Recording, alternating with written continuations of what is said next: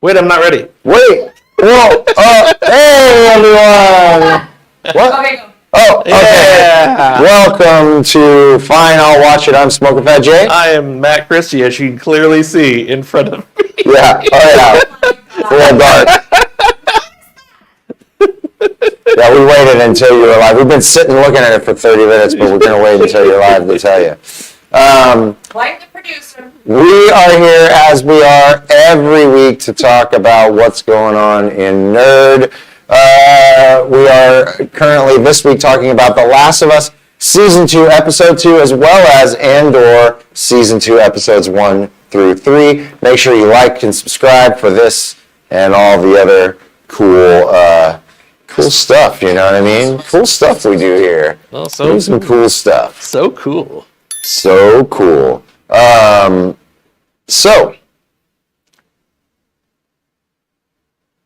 No good.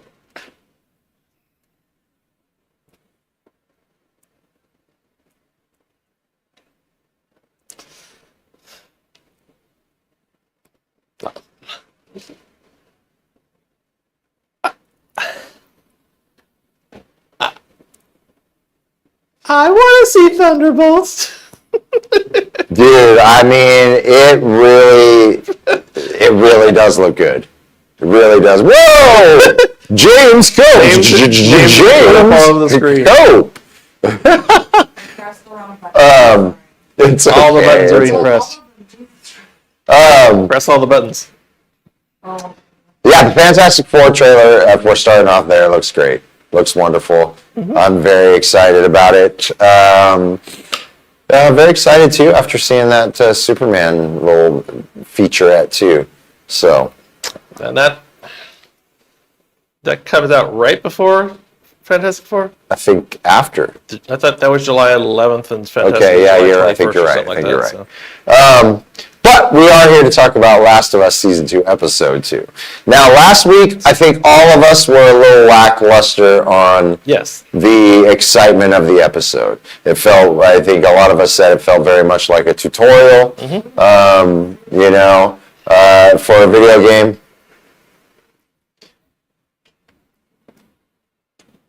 It was.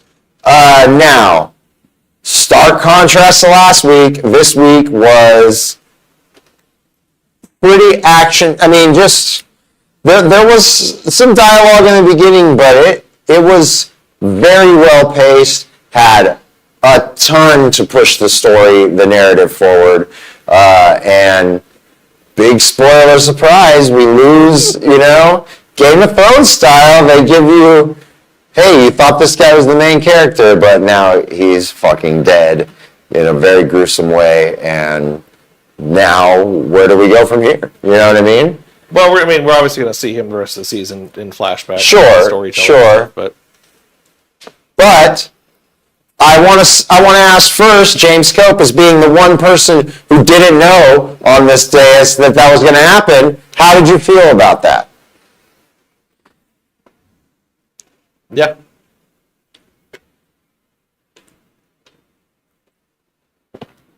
Mm-hmm.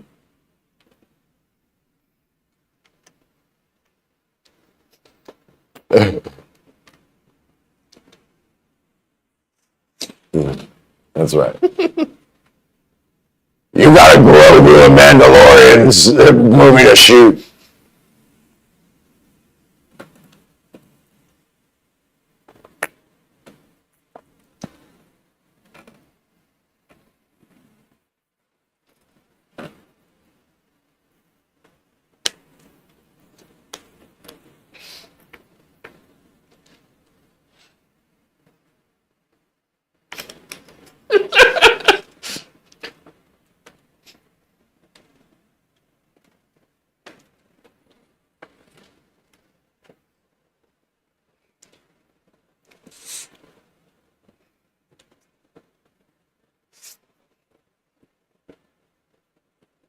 Right. And they play the other thing happening, like her getting saved and showing some sort of forgiveness or something. Like they play it like it's going to really go that way.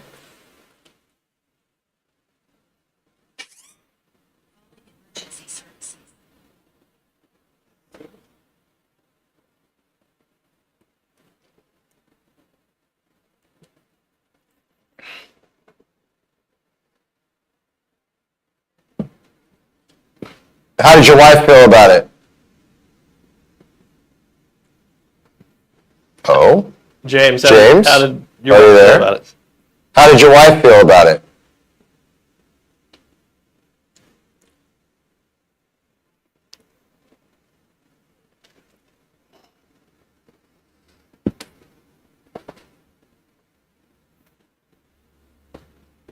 Yeah. I mean, I think that it was, until, a few minutes into this episode, I wasn't sure that they were going to actually do it in this episode or not. And there was just a whole lot going on in this episode. It was great. I think, for the most part, it stuck pretty close with the game, but it expanded as this show has done throughout. It has expanded the things we know from the video game storyline very well with the things that it's done. And just even knowing everything was coming, it was just so I was guffawing throughout the whole scene, just seeing it. Wasn't quite as gruesome as the video game was, but it was still had the gravitas that it needed. Well, I think they didn't want to focus on the torture porn elements of it. Impact violence of it as much as I To just Yeah, get that- it back, it's just really gross. it It was. I That's my horrifying. my thing on this was that it was like being talked about the entire time leading up to it, that they were going to somehow try to push this off to later in the season to justify there being a third season of this particular one split in two.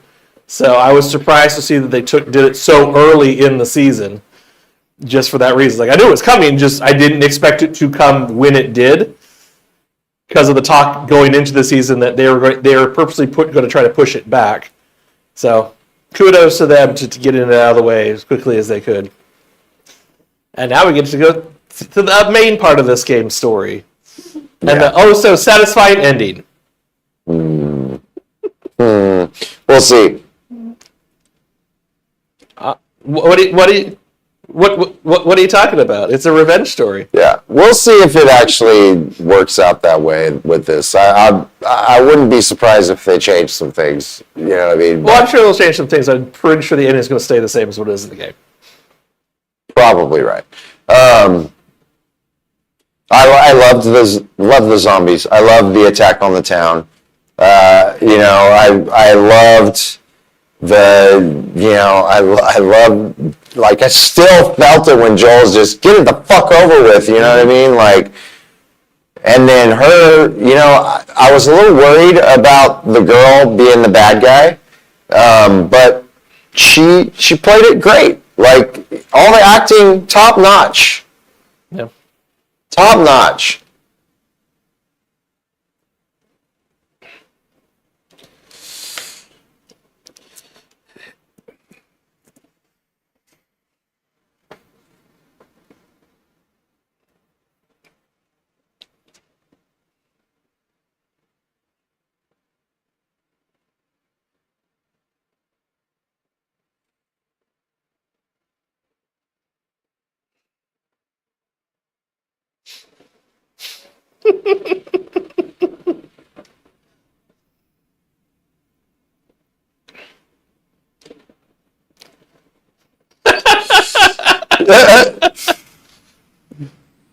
It's He said, gotta go, and then he did that little thing where he turns into a fucking wheel and just goes off the screen. Oh, Lord. Hey, for all future TV productions, movies, whatever, if you're going to have a big battle, no better place to look than the Battle of Helm's Deep from Two Towers. Yeah. As this episode did, because Yeah. that's how you do a battle. Look, and it worked, though. It Yep, worked, okay. like,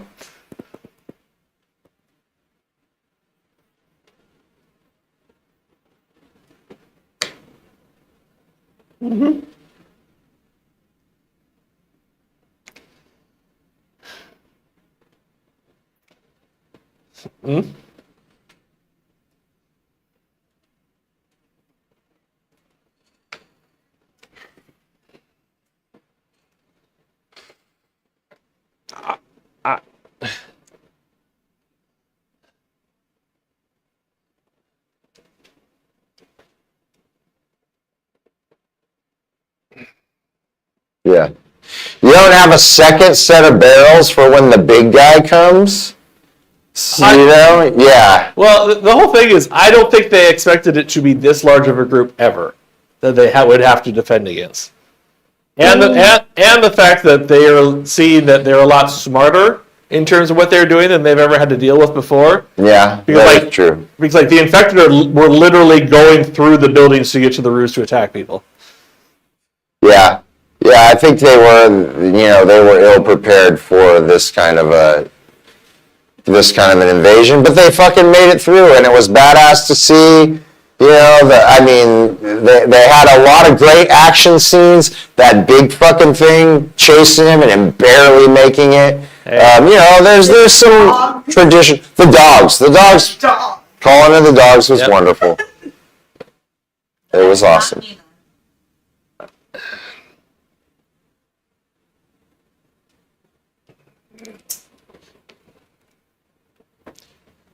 Yeah.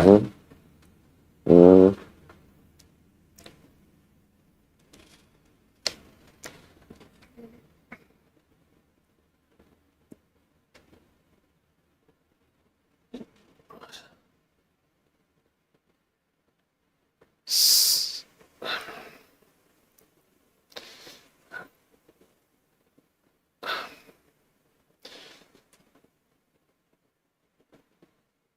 Yeah. So, the backed into the corner element of that whole thing very much felt video game. So the person who's running the series, Mason, he's working directly with the game creator, Neil Druckmann. So the person who created both the first and second game is directly involved with this entire series. Smart. So they're taking his story and everything like that, and they're working together to figure out for TV what works best in terms of what we can change and everything else like that. So, yeah, no, I think I made a joking comment towards my wife that Tommy was selfish because he siphoned off the big enemy to take all the experience for himself. Right. And I know I also made a comment, and that's why I save all my big weapons for later in the game. Yeah. Because I know I'll need them for a What kind boss. of loot did he get off that guy? Yeah. I wonder.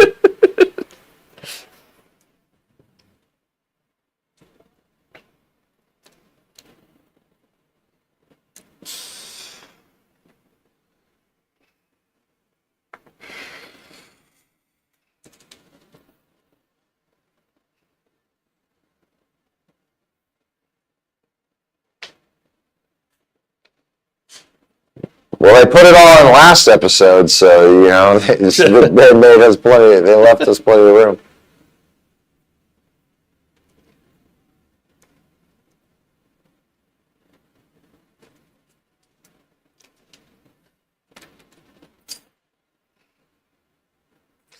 Yep.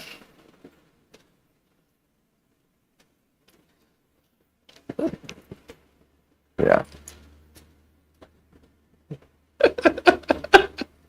I also think that the beginning scene, again, like it felt, even in the moment, but especially after what happened, like the whole just quick conversation with her and Jesse about, like, no, like, me and Joel, we might have some shit going on right now, but like, me and Joel are still me and Joel. You know what I mean? And she was hoping to have this, and then, that heartbreaking moment at the end, obviously, and then feeling the gravity to all of that first scene where, she was just kind of wanting to go squash it with her dad at the beginning. Mm-hmm. You know what I mean? It was like, she had finally come around to be like, look, yeah, we're going to go out, we're going to do a little hunt like we always do, and we're going to squash this, you know what I mean? But then she never gets the chance to do that. And that's one of the better things about this series is that it sets up for the normal tropes of, all right, the dad, the parental figure or whatever has this secret that they kept you safe, but they killed a bunch of people to do that. and they may have doomed humanity to that, or whatever the big stakes are and everything like that. And they have the conversation at some point later in the story, and then some sort of resolution. That'll never happen now. Right. It's like he literally dies with the full truth about what happened, and now Abby doesn't know what happened. Abby knows nothing about Ellie. No, I mean it's what it is. It's like Abby doesn't. Well, I think Ellie does. I think Ellie does know, and I think that's kind of that whole first part of this episode is she's going to go squash it. Yes, she's got a problem. She didn't really kind of get what she wanted, but if she did, she wouldn't fucking be here. And she knows that even, it's that whole thing where it's like, your parents are overprotective, but they mean well. You know what I mean? And you'll give them that because they have your best interest in mind, even if it can feel a little suffocating at times. Well, but that's the thing though, is that yes, it was evident that at the end of season 1, she did not fully believe Joel. And right. That led into the beginning of season 2, where it's like the trust. I mean, they started this season. The trust with isn't that, there. right? Yeah, the trust isn't there, and everything else like that.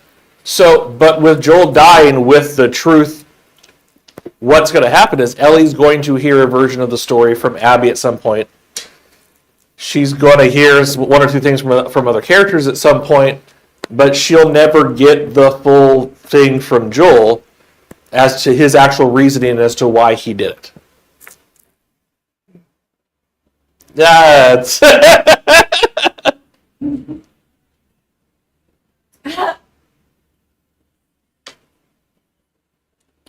fair.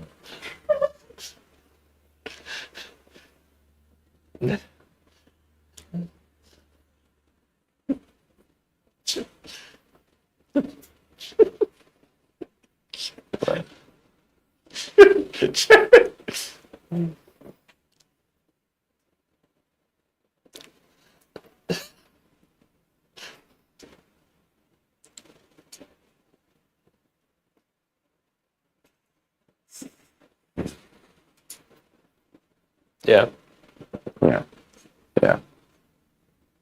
Well, and it's that whole thing of daddy killed daddy, so now I killed your dad, now you're going to kill me, and generationally, it's almost like the Middle East type of shit, you know what I mean, where it's just like everybody keeps killing every other side, and then, generationally over time, everybody just hates people for doing the same shit to each other.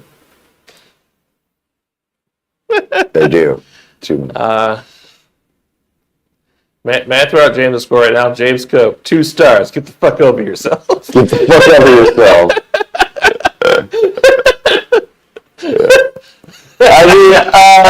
Really, I think, because we do have another show we have to, we have 3 episodes that we have to talk about.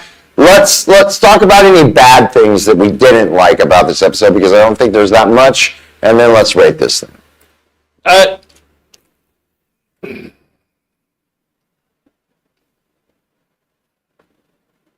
Uh-huh.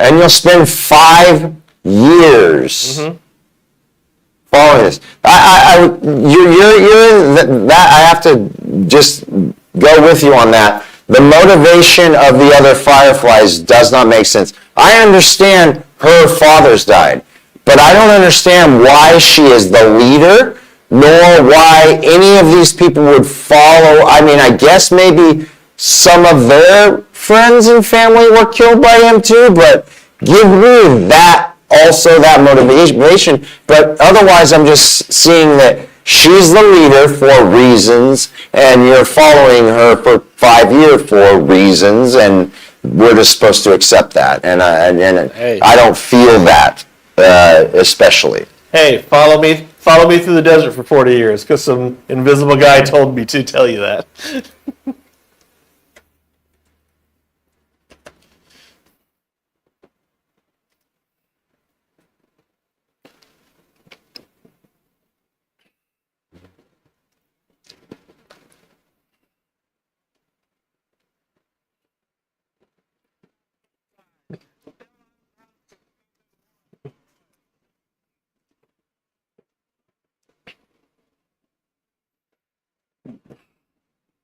Yeah.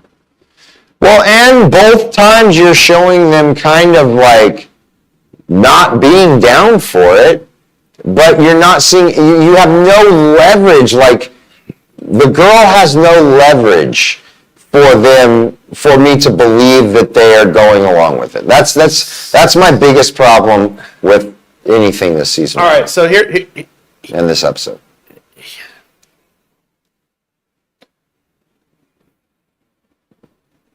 She did. she specifically, Specifically. yeah.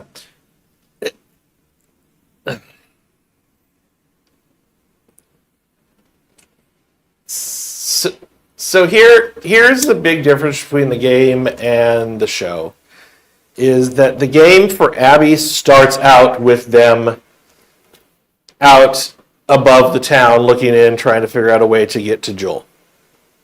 That's where the game starts for her. I think the problem that the show has that makes it worse is that they showed them all after the events of what happened with Joel, Right. and then didn't clearly explain that it was 5 years later when you saw them again at the end of the episode. Well, it did, because right after that scene it said 5 years later. I know, but I'm saying that it's still not a clear indication to what they did during that time and everything else like that. So Right. Well, like I said, it doesn't justify the rest of the people. no, it doesn't, but it makes it worse. Yeah. They're there with their 5 years ago. They're still here with their five years later. They're doing this as if they've been hunting him the entire time. Even though they talked about they were going to go to Seattle, and they did go to Seattle, which we won't see much till later in the series. Yeah. But like, there's going to be a lot of Bacta tank back fucking story in this fucking season. Yes. I have a question. Why so much hesitation? How much what? Why so I'm much sorry. hesitation? Chris has a question. Sorry, James. Hesitation for I have a what? question.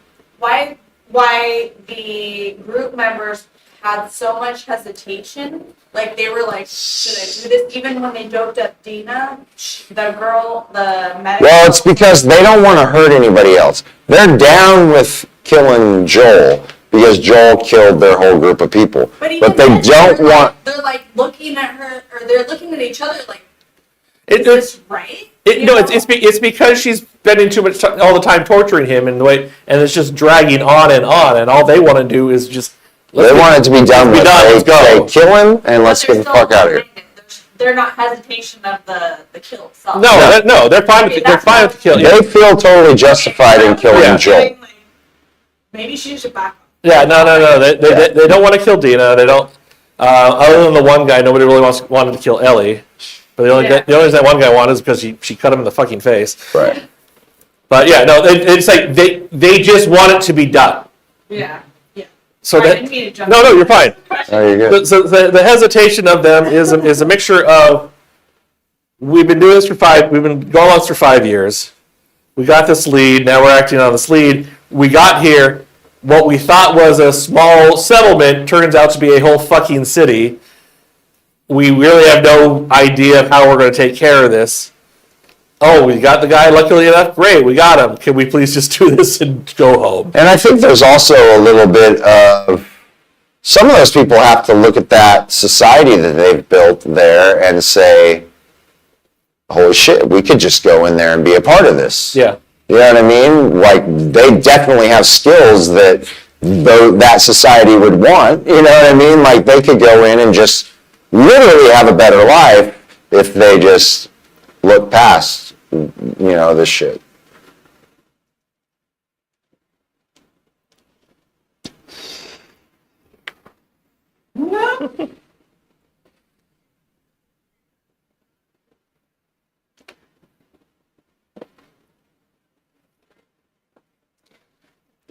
Well, technically, if you go back to that first scene, I think there's 2 people missing. So there's not everybody still together from that scene. I think that we're going to get some backstory where they definitely did lose some people along the way. But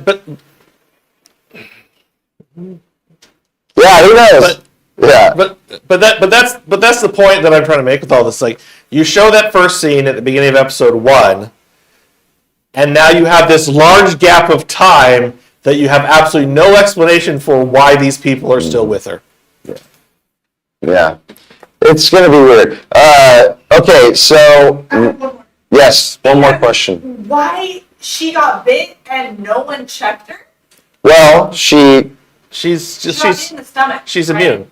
No, but like all the people in the community just know. She's then? No. She said that's why she fine. cut the triangle. That's why she cut in between the teeth marks, because she does not want anyone to see a bite mark. I totally missed. I'm so sorry. Yeah. It's just got she just got cut on something, and I must have walked away. yeah. Okay, let's Anything you didn't like? let's rate this. That was it. That was the only thing. Do you have anything that you want to say? The only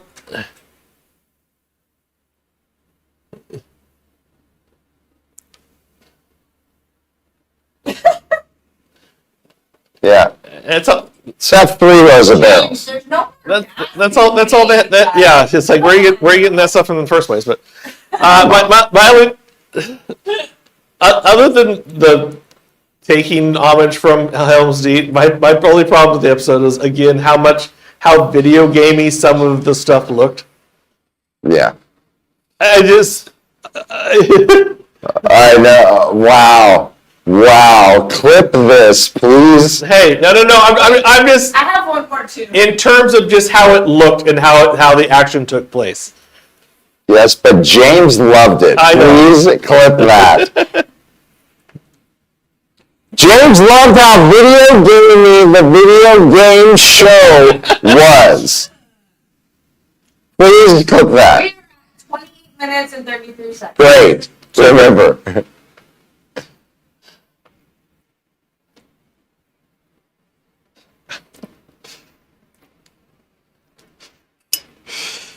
You like the first person scene of Doom? That was great.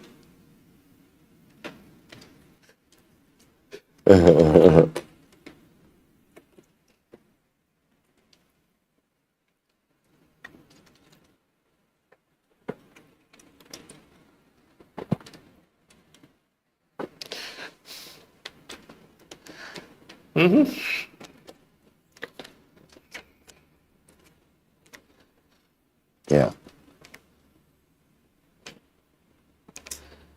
It used it in a way that they used to give, to give gravity to a scene in a video game in a movie. They used it in a way where it worked, and that's great. It's tough to do when you're changing your narrative to a different platform like this. It's not so much an anger. It's just like I said, from the first episode where it just the visual and how they shot and everything like that clearly made it look like it was a tutorial version for the beginning of a game.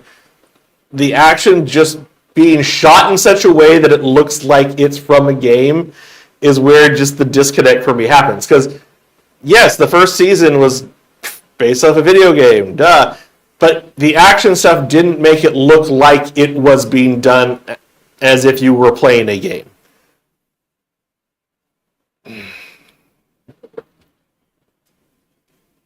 Listen. Oh, how the tides turn.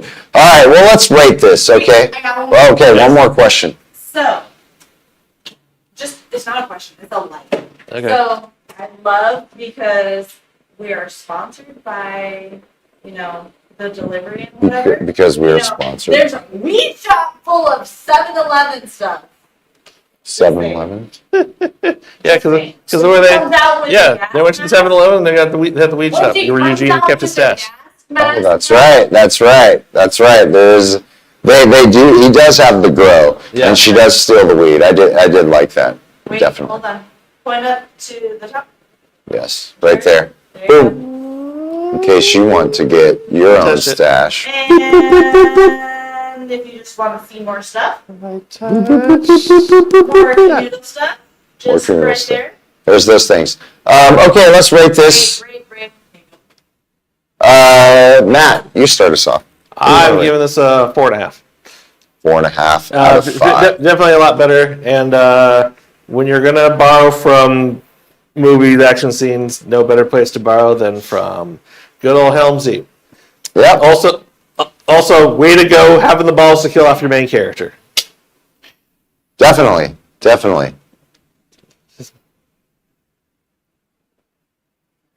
5 out of 5 for James. Oh my God! What?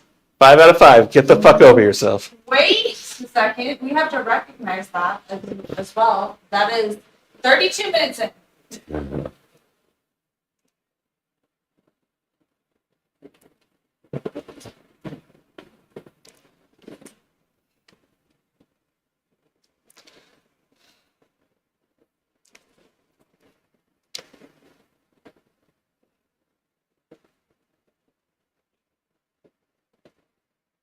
There you go. All right.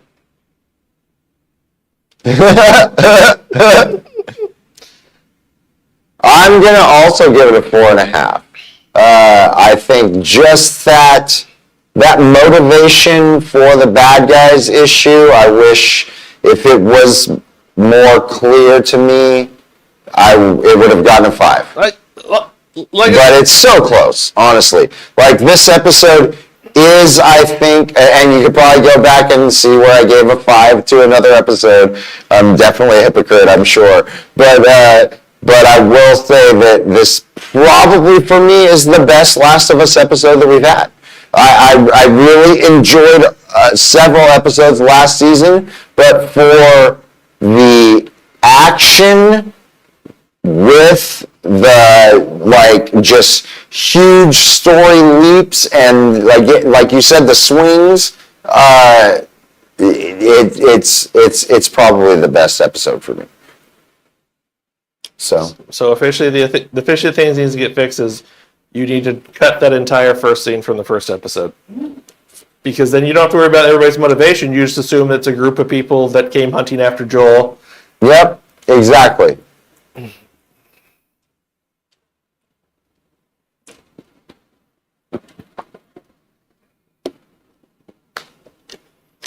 Yeah. I agree with you. It would have been better just to introduce them in this. No, it didn't show. They show up at the end of the first. They show up at the end of the first episode, like they did at the end of this episode. Would have been fine. You just cut that first scene, and then it's hey. Would have been fine. Okay, let us move in. Real quick, any predictions going forward? Revenge. I mean, I guess we already have it. For you. Bitch up. Or things that you would like to see. Well, things based on the trailer that I've seen, I'm waiting for the Jeffrey Wright stuff. Okay, all right. Because Jeffrey Wright's showing up this season a little bit later. So, all right. James, what do you want to see? What do you want to see from here now that Joel is gone and?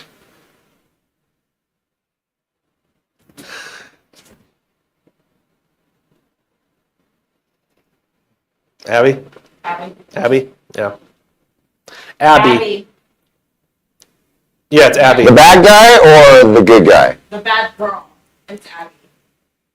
Ellie. That's Ellie. He's getting both of them mixed up. I thought they so. merged together. Makes sense.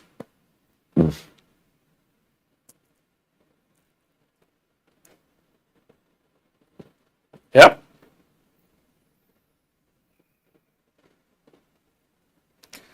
Yep.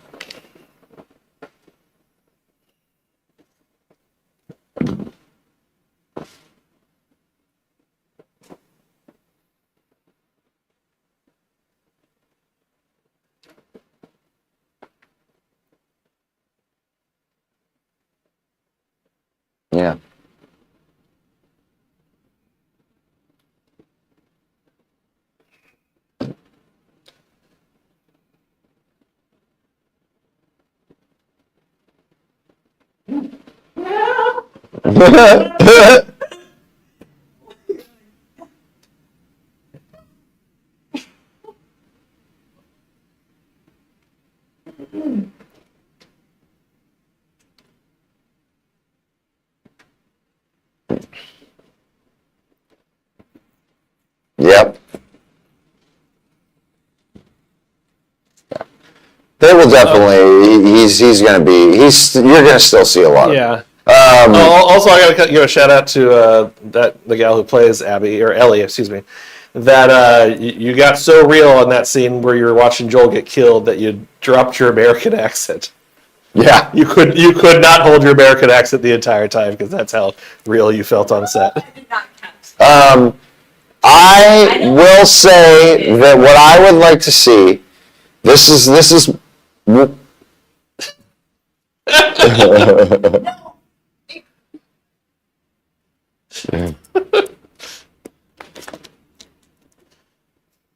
I swear, no, James, I agree with you because when Joel cracks his Texas Yeah. accent, it's like, finally he's actually being a Texan. Carissa says, it's the same thing when Joel all of a sudden has the Texas accent. I was like, what? Yeah. He's from Texas?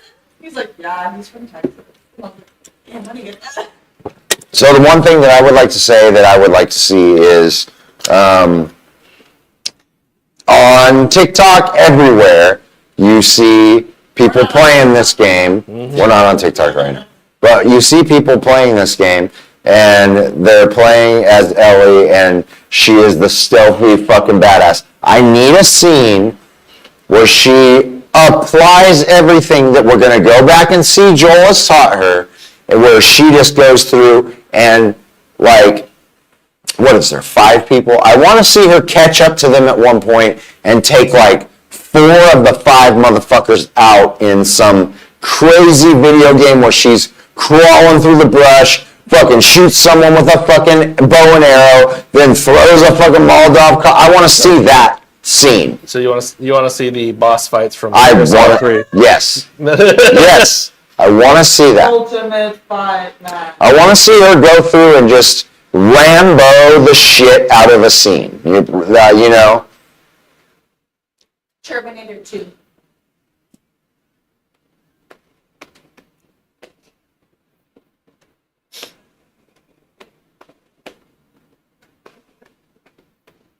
Mm-hmm. Right. But let's see her like level up. You know what I mean? Let's see her level up like as if in a video game. Okay, let's move on to Andor, Season 2, Episodes 1 through 3. Now, James and I have some, we have some confessions You to have make. something to admit? We have some confessions. You motherfucker. So James didn't watch it at all.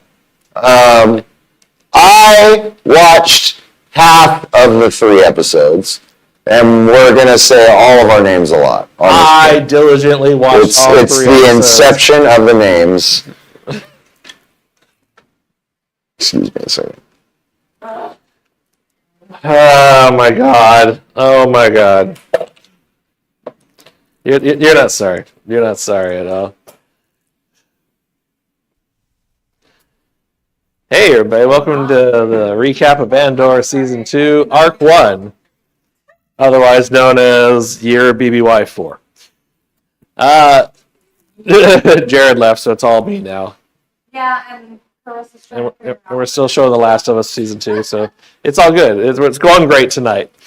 Oh, 'cause it's from- So- Hold on. So the beginning takes everybody's criticism and it's like, all right, fine, we'll give you some action. Because the beginning scene is awesome of Andor stealing the TIE Enforcer. During the prototype phase of them putting the TIE Enforcer together and seeing if it's feasible as a fighting unit for what they're going to have going forward.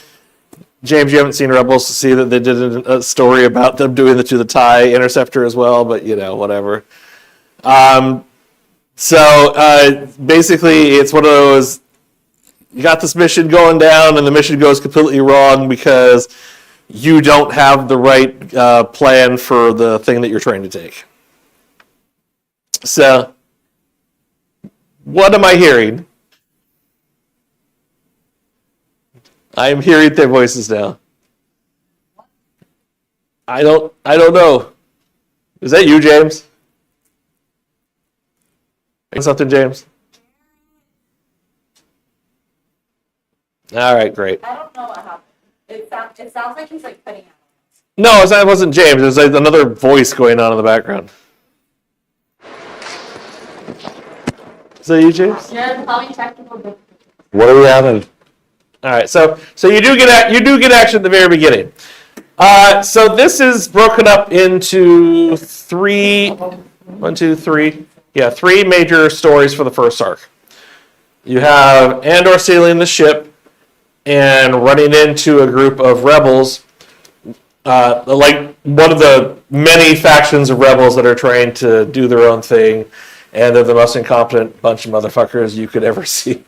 Which my favorite bits from people doing other reviews of this that they seem like Star Wars fans on Twitter in terms of how they talk to each other and about what's going on. Yeah, exactly. You have the wedding of Mon Mothma and her husband's daughter. That was set up in season 1. And then you have what's going on with Bix, Brasso, and Will after they left their planet at the end of season 1 as well. Of the 3 sets of stories, the Bix, Brasso, and Will story is straight out of what is happening today. They have gone to... Oh, and it's also a better version of Rebel Moon. So fuck you, Zack Snyder. Tony Gilroy gives his regards. They go to a planet where they're Nope. No. Oh no! It was about the grain, and that's what they're on a planet where they're working on a grain farm. Same thing. But so they're immigrants that don't have visas for where they're living, and the Empire comes around, and you have this storyline where it says we're sending you to planet El Salvador. Yes. No, because so you didn't get to see the part that did you get? Well, first off, did you see the one where the lieutenant goes and talks to Bix, trying to make a move on her? No, I didn't make it that far. Okay, so you just missed short about it. So there's a scene in episode 2 where one of the lieutenants from the Empire who do an inspection and passing through goes and talks to Bix and is like just the sleaziest guy trying to get her to hook up with him and go join him for dinner and everything else like that. Well, she's an undocumented immigrant. So it's one of those, hey, you can do this, or you could be arrested and thrown into a prison. Yeah, I know. And in episode 3, he actually forces himself on her.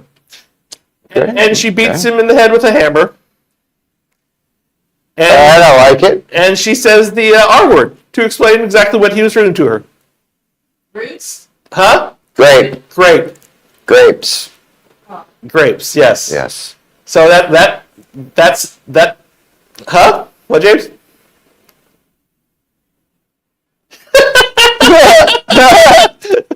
He wasn't there to hear the real world words that were used in the Star Wars property.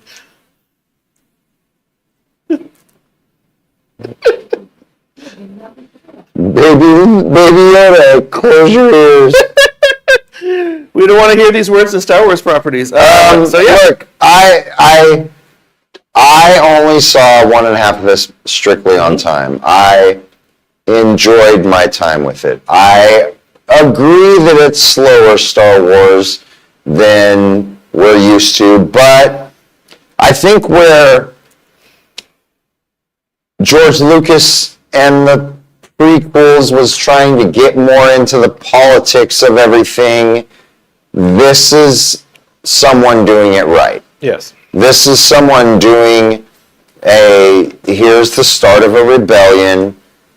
Here are the interesting parts about it. Here are the different moving parts of it. And if you're into that more House of Cards style Star Wars show, you know what I mean, then you're gonna get that. It's much more espionage.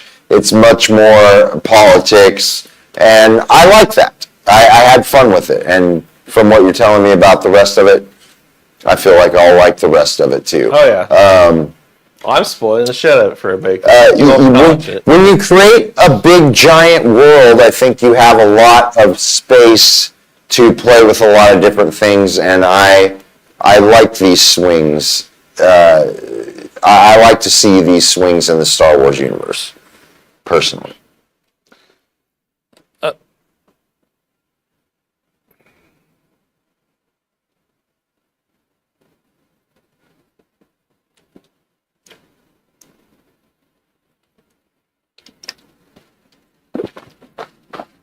Mm-hmm.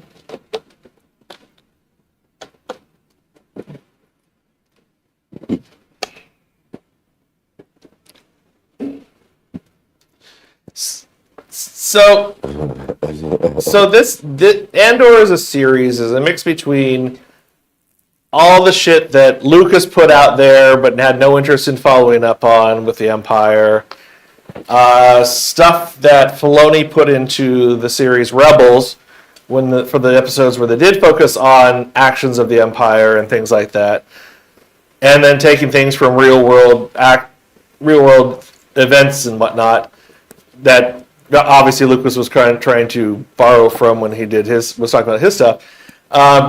Episode 1, Krennic's in it. So yeah, and he's wonderful and even more abrasive in terms of his evilness than even what he was throughout all of Rogue One. And he's just lovely to watch and fun to see when he's on screen. But it's straight up a Trump cabinet meeting that he's involved with, which is fun because this was filmed a whole year or two before Trump actually came back into office. There's a bit in the scene where they have two guys brought in who basically tell everybody else, hey, you know this story about this planet, about these bad things that happen? Yeah, we wrote that story. And we decided when it ends, and we're pushing this propaganda on everything. It's like straight up with glee admitting that they're doing this. So it's like, okay, wow, well, I was trying to get away from the real world with some Star Wars that may be a little more heavier. I didn't expect my real world and Star Wars to mix that much together. But that's what you're going to get with this series right now.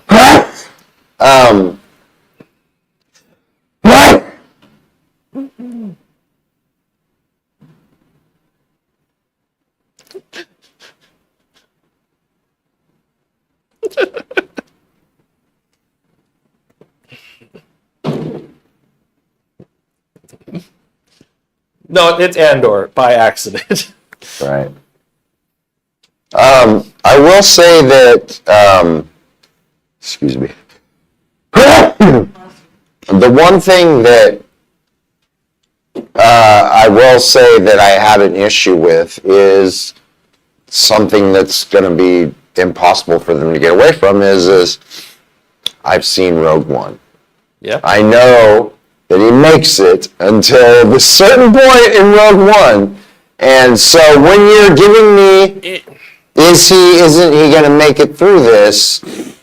There's no weight to those things.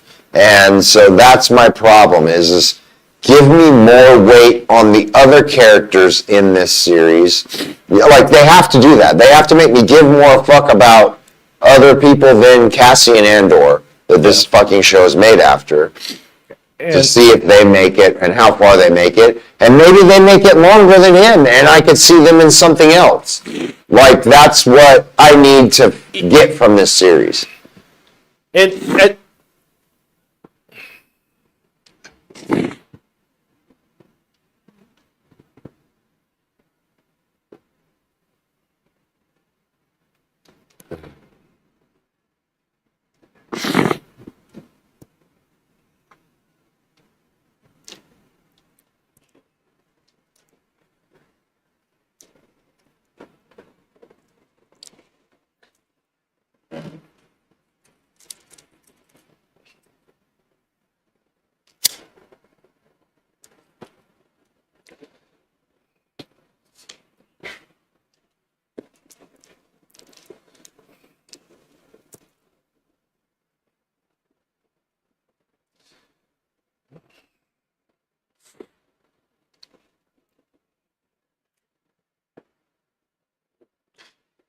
And look at this, though. In The Hobbit, as a prequel, what do we introduce? We introduce backstory to Gandalf. Gandalf that we know is in The Lord of the Rings, that we know a lot of world building. What I'm saying is we also have a character that's going to carry on to something else. You know what I mean? Whereas Bilbo makes a cameo at the beginning. The other dwarves mean nothing to the story of Lord of the Rings.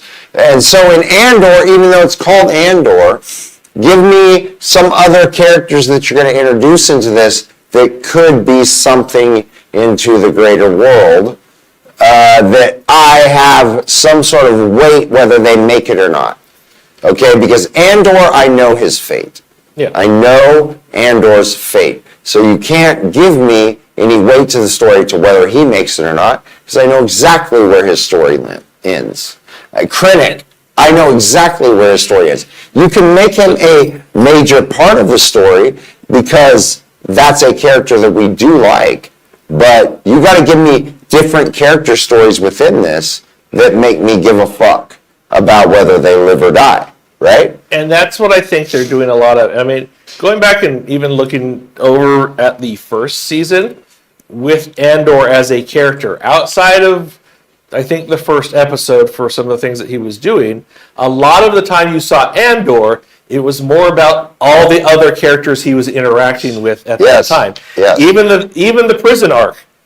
It wasn't specifically about Andor being in prison. It was about the prisoners in prison, about Kino Loy, and about what he saw in everything else that was going on around. And when he did not jump out of the fucking thing because he couldn't swim, it meant something. Yeah. You knew Andor was going to make it. You didn't know if he was or not, and when he didn't, you felt something. Mm-hmm. All right? And that's one of the episodes that James liked in the fucking episode in last season. You know what I mean? And there's a reason for that. Because you need more than not episodes like that, where you have developed a character within this series that I don't know their fate. Okay? Because if you're going to do a prequel, you already know the fate of the person that's around. You need it to be more about the fates of the people around them in the story. So, and that's how you have a successful prequel. Yeah. Well, even in this arc, Krennic's only in the first episode. He does not show up in episodes 2 and 3. Because the story becomes, as it was in the first season, about Dedra.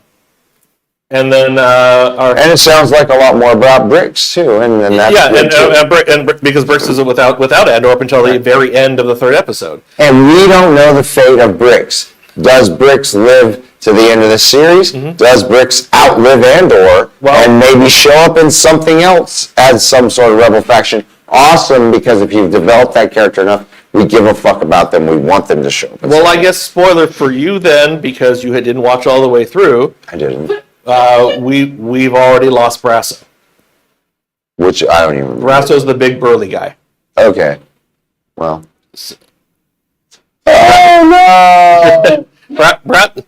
Brasso's Andor's friend that worked with him in the factory, but was the one who threw the brick first.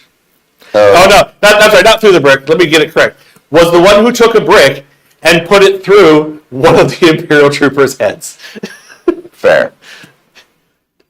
That's a Brasso. Yeah, so he is dead. One of the better scenes in episode 3 is Dedra gets to take down Pretty Boy's mom. Oh. Yeah. Wait, who would say Dedra? Who's Dedra? Dedra's the female officer in the blonde chick? Yeah, the ISB officer. What's Dwight's girl's name in Angela? Yes. The Angela of this show? They're living together now, by the way. Oh, okay. The two of them. So, so she takes out the mom, huh? She takes her down. Like a lot of pegs. And says, I control this guy now. Is that how it works? Okay, fair. No, it is. And so I'm the boss of this. Basically puts her. This is my bitch boy now. No, she said, if you ever want to see your son again, you're going to do what I say.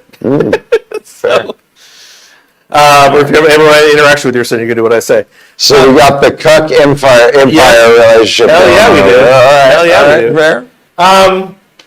And then Mon Mothma. Mon Mothma is one of those characters that you know is in Episode 4, the first Star Wars movie. You know she's the leader of the Rebel faction. She's also in Rogue One as well. Mm-hmm. Her story serves as a prequel fodder very well, because it's doing a very good job of showing you how she got to the point of where she became the leader from where she was in terms of this high society and it seems like the major sacrifices she's making. You know what I mean? Like, especially with the daughter marrying the kid and, you know, all that. Marrying the gangsters. Where she was apparently in the same situation with her marriage and stuff like that, and just, you know, she seems to be making the sacrifices necessary to for the betterment of the universe, really, you know. So the end of the first arc for her is a matter of her finally realizing what her sacrifices actually have to be to get what needs to be done. Yes, her daughter being sacrificed was for money, but she still was playing the role of this high society person who's playing at trying to fund a rebellion and everything like that, but not really putting much else in at stake or anything like that. She's got to put her neck on the line by the end. Well, she will eventually, but by the end of this first arc, her friend, who used to be her boyfriend before she married Perrin, and the one that Perrin had given her shit about, the other rich guy that was managing her finances and everything else like that. We learn over the course of 3 episodes that his wife left him because she's an Imperial supporter. A lot of his businesses are going under because of his active support towards certain causes and everything else like that. He gets drunk over the course of 3 episodes and becomes a liability because Luthen shows up to the wedding as well, just kind of keep tabs and try to get information and everything else like that. And at the end of the 3rd episode, or near the end of the 3rd episode, is he's taken back in a shuttle by somebody we already know from other episodes of stuff is an assassin that is working for the rebels.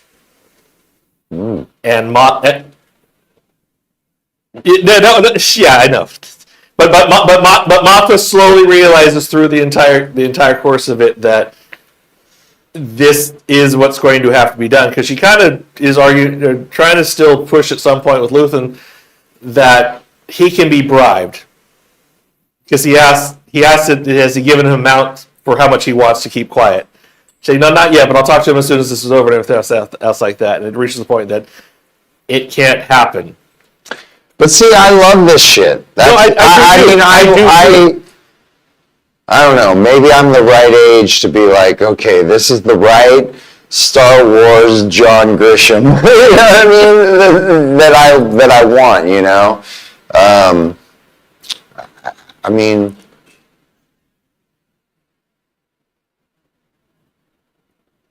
That's fine. No, you'll still talk. You'll still talk shit when you. Well, great. You only have like now 6 episodes, 7 episodes to watch by next week. No 6. It's 3 per. For this plus 1. No, plus Last of Us. Yeah. But James could totally watch the episodes of Andor over the weekend. Okay, so we're gonna go and we're gonna rate this. This is out of 4. Yes. James obviously is gonna give it a 4 because he loves the idea of it. Just because he loves the idea of it all. I'm gonna go ahead and say, based off my 1.5 episodes, that I will give it a 4 because I really do like. I like the espionage, like the politics. I like the fucking House of Cards Star Wars. I do like it. I think there's room for it. I think this is right up a guy like my alley. So I'll give it 4 out of 4. I am also obviously giving it a 4. You could take the Star Wars name off of this, and it would still be a great series. The fact that it's being built around the Star Wars universe, bold enough to make. Oh wow! Hey, there you go. It's a 4 Last of Us and a 4 Last of Us. And of course, Star Wars. 4. There has been so much Star Wars that's high action, that's been cool action, that's been not so cool action, that's been dumb dialogue, everything like that we have something with the Star Wars name on it that is smart writing, that is well delivered dialogue, that is meaningful purpose to majority of the characters. It just makes it wonderful to watch. Look, before we even go to James, I want to just double down on what you're saying is, again, this universe, like the Marvel universe, like the DC universe, Batman Brave and the Bold is not for a 46-year-old person, but I will go back and watch that show that is obviously for 8 to 10-year-olds and appreciate what it's trying to do. The story that it's trying to tell within that universe, that there's room for storylines for 8 to 10-year-olds. There's room for storylines for, 13 to 30, and there's storylines like Daredevil Born Again that is for more our age. Like, there's room within these universes. I like that Star Wars is doing this. I think they've done a lot of kids stuff. They've done a lot of general audience stuff. I'm glad they're doing a little bit more of kind of what George Lucas wanted to do later on with those prequels. Is he wanted to do a more political intrigue stuff within it. I think he tried to force it into movies that were supposed to be for general audiences. He couldn't write for it. Right, and Andor is doing it within a thing that it's like, this is what it is. This is what we're selling you. Whether if it's for you, cool. If it's not, then we have 8 other fucking things to choose from. And 8 more coming out this year alone. And 8 more coming out this year alone. Yeah. And cool. Because if you're getting me on 50%, you're doing well. You're doing well. Okay? I don't need 100%. You don't need, Star Wars is a big enough universe where you don't need 100% of the people to be buying in at all times. You can have 50 to 60%, and you should be killing it. And if you go on Twitter, you're not going to get 100%. Yeah, and Twitter, fuck Twitter. You know what I mean? Fuck whatever anyone's saying on that. So. The other comment I really want to make real quickly is the greatest thing about Andor, and I think I said that with the first season as well, is your title character is not what the show is about. No. He's the least important character for the most part. Yeah, they can name these better. They can name these. This should be Rebel Moon. This should be Star Wars Rebel Moon. Yes. Like, if it was called Star Wars Rebel, Rebel Beginnings or anything Rebel something, like, that's what the show should be called. You can still have Andor be your, kind of lead throughway, because he is an interesting character. Mm-hmm. But, I agree. So, James, go on. Go ahead.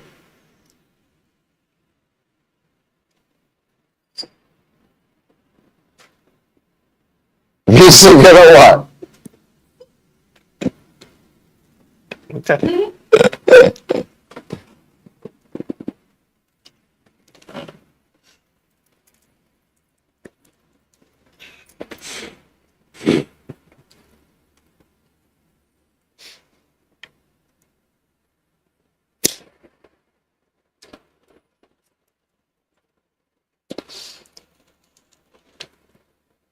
Right. And there's moments when Marla or whatever, like that Marla speech, you know what I mean, before she passes from us is there's moments in here where you feel this uprising of the rebellion that you've just been told about. You said, hey, this is rebellion. Shit was bad. They said, fuck this. And then Luke Skywalker and Leia and Han. But to really feel what the moments of like this rebellion was about, Andor season 1 has some of those best moments. Well, you also get the part where Saw Gerrera shows up in the one episode in season 1, and Luthen tries to get him to join in. He's like, I'm not joining you because all you have is a bunch of disparate groups of people who cannot agree on a common throughway to do this. And the storyline for Andor in this episode, or in these episodes, the group that he comes across when he lands on the planet with the stolen ship is one of those groups that Saw is talking about.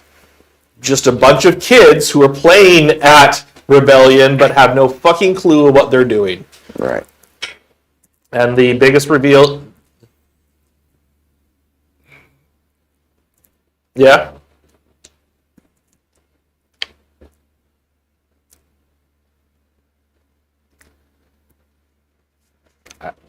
Lando Calrissian. It's I mean, possible. Definitely. It's possible for this.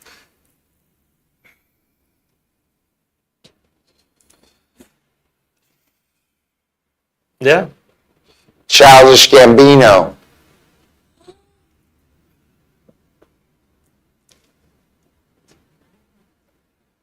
You...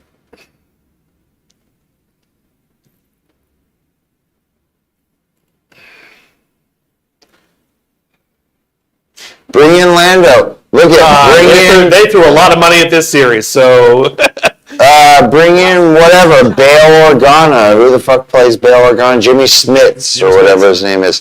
Let's get in. Yes, some of these people who are very important into it. Give me a fucking what's his name? What's Octopus Face's guy? In the trap. Admiral Akbar. Admiral Akbar. Yeah. Bring her back.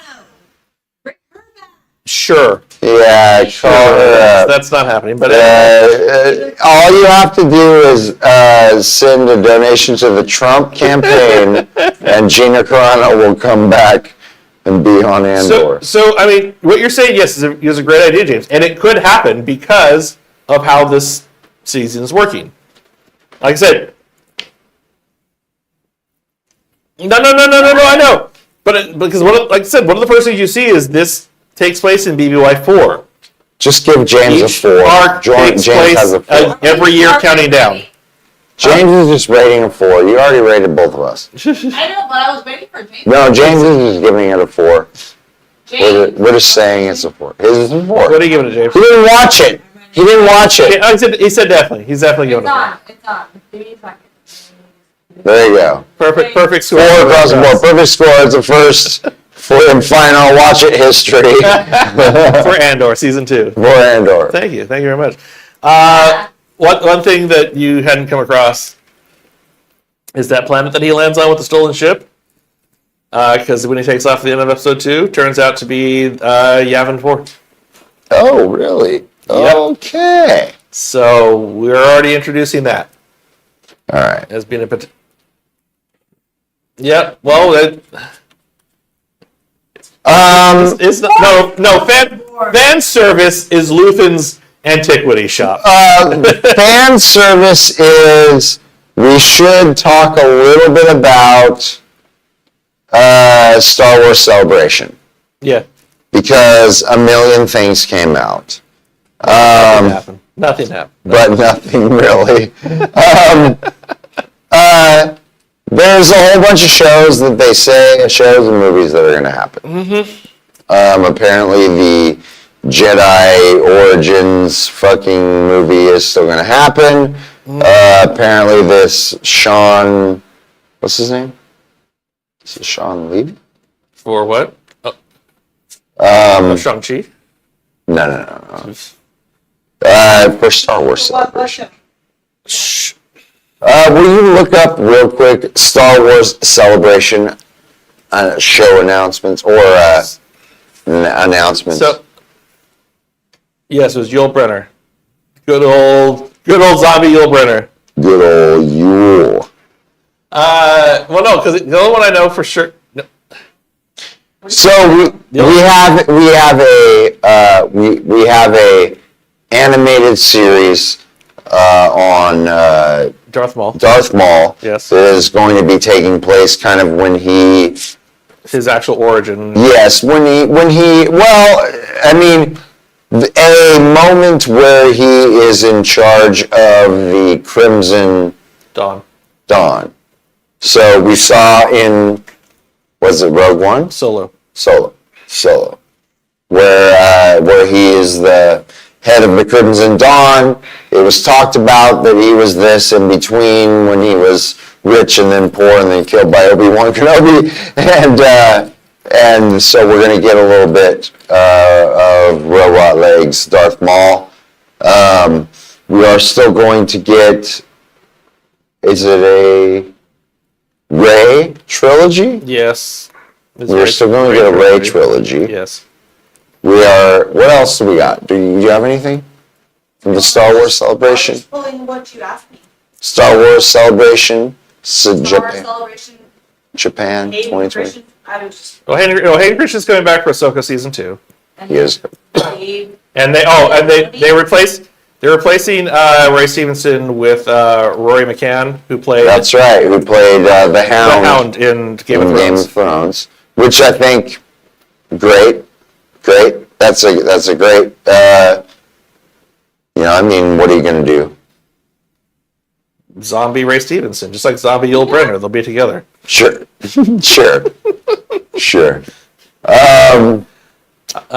We'll get. Wait, I have a question. Okay.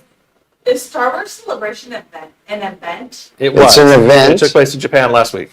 Yes. There's one in Los Angeles in 2027. Yeah, that's coming every year. Well, they move it around every year, so It's every 2 years, I think sorry. is what it is, yeah.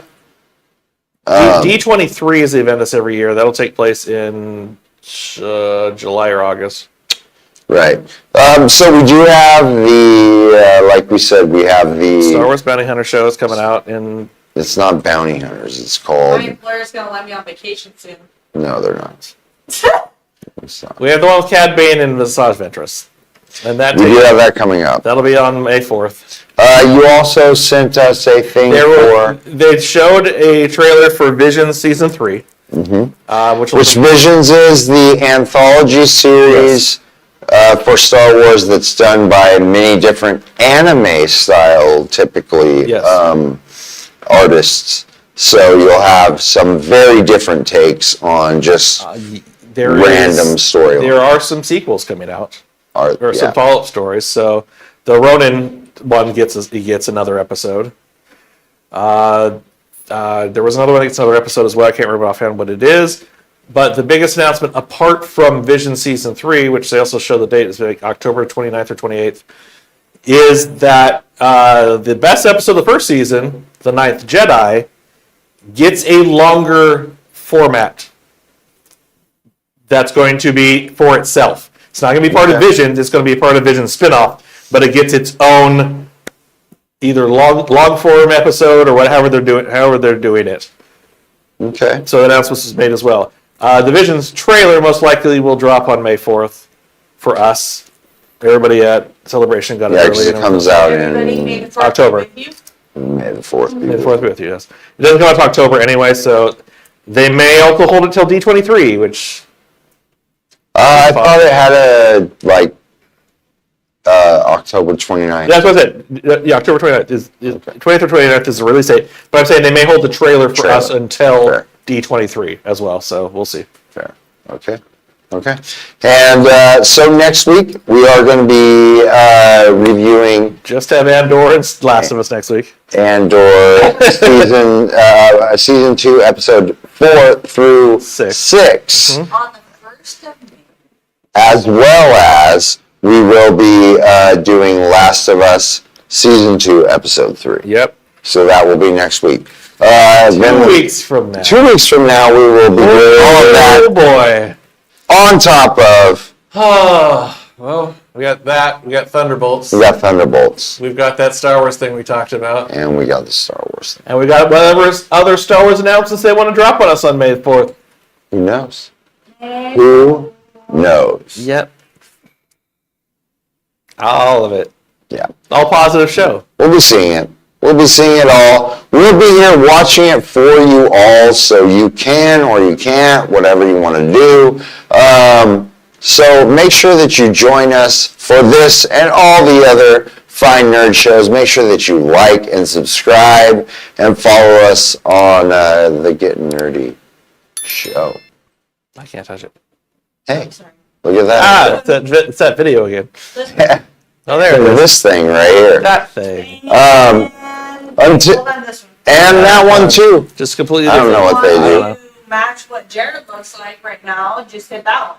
If you want to look like what Jared looks like, hit that. Hit that one. Okay. Okay. That's all we got. Until next week, I'm Smoking Phat J. Hi, I'm Matt Christy. It's almost fucking midnight. Yeah. Hi, Carissa. Producer Carissa. Thank you guys. Peace. Bye.